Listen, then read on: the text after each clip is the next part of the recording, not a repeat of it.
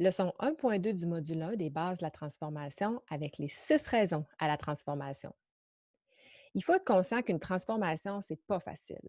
Les plus grands défis qu'on va rencontrer sont inévitablement de la turbulence, de l'incompréhension, de la frustration chez les employés et surtout chez les gestionnaires. On va avoir beaucoup de gestion d'ego à faire et ultimement, on va perdre certainement quelques joueurs. Il faut donc vraiment vouloir et vraiment être prêt. Il faut aussi prendre le projet avec sérieux et idéalement avec une méthode cohérente et rigoureuse.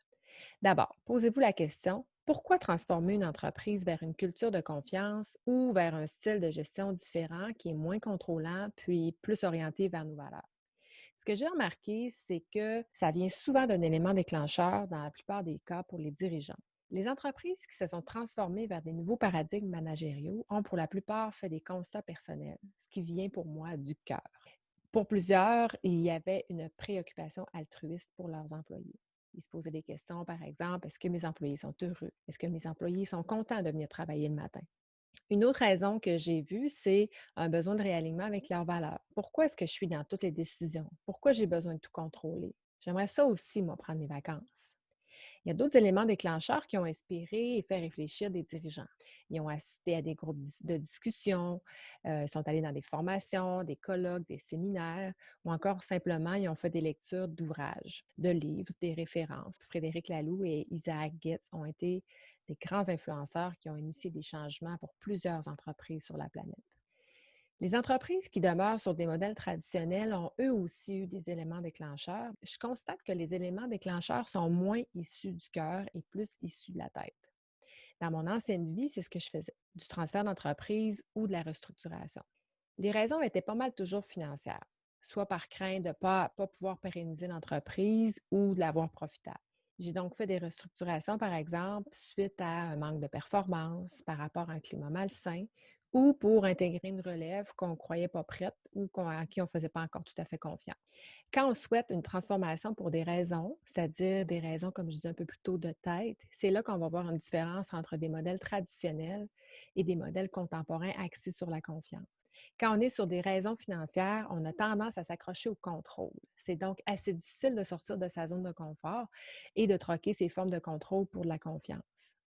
En transfert, on va avoir les réflexes de reproduire le passé. On cherche donc à faire un copier-coller des prédécesseurs qui n'ont pas nécessairement les mêmes valeurs, la même mission ou encore les mêmes visions. À mon avis, ça prend l'implication du cœur pour aller vers des nouveaux paradigmes. On va le voir également dans les 3 modèles que je vais vous présenter un petit peu plus tard. Évidemment, il y a d'autres raisons à la transformation. Il y a une étude qui a été faite en Suisse par David Mathieu Doré et Peterman auprès de 32 organisations qui ont subi une transformation. Bien que la plupart soient interreliés et qu'il n'y a pas juste une raison à faire la transformation, il y en a souvent plus qu'une, il y en est ressorti 6 au total principal des entretiens qu'ils ont menés avec ces entreprises-là. La première, c'est des problèmes économiques. 6 d'entre eux ont répondu avoir fait une transformation à cause de des problèmes économiques. Il y a d'autres causes, mais la mondialisation des marchés, la concurrence internationale en Chine, au Mexique, ont entraîné des changements majeurs pour les entreprises, ce qui a souvent amené à des problèmes économiques pour certaines. C'est ça qui les a amenés à repenser à leur modèle d'affaires. Et éventuellement, ils se sont interrogés sur leur culture organisationnelle parce que face à ça, les organisations doivent être capables de s'adapter. Une deuxième raison a été pour 6 d'entre eux la transformation numérique. Cette transformation-là, elle est souvent issue d'un besoin d'automatisation qui amène une diminution des métiers peu qualifiés avec des tâches répétitives et une augmentation des métiers qualifiés.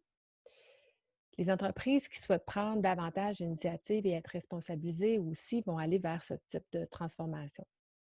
Ces entreprises doivent donc créer des conditions qui permettent l'engagement et le déploiement du plein potentiel de leurs employés parce que l'avantage compétitif devient le potentiel humain des individus par rapport à leur savoir-faire, à leurs compétences et à leur créativité. D'où l'importance de leur donner l'autonomie et les responsabilités nécessaires pour s'accomplir. Troisième raison, dans 6 des cas, mauvaise atmosphère de travail. Je le disais tout à l'heure avec le climat.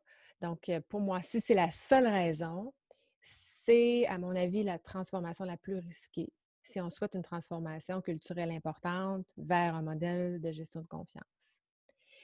Comme l'atmosphère, c'est souvent la conséquence d'une mauvaise dynamique de gestion, elle va exiger beaucoup plus d'investissement personnel, un plus grand éveil de conscience, puis un plus grand travail sur soi. Pour moi, si c'est l'unique raison, je ne travaillerais pas dans ce type de transformation-là. Du moins pas pour aller vers des nouveaux paradigmes managériaux.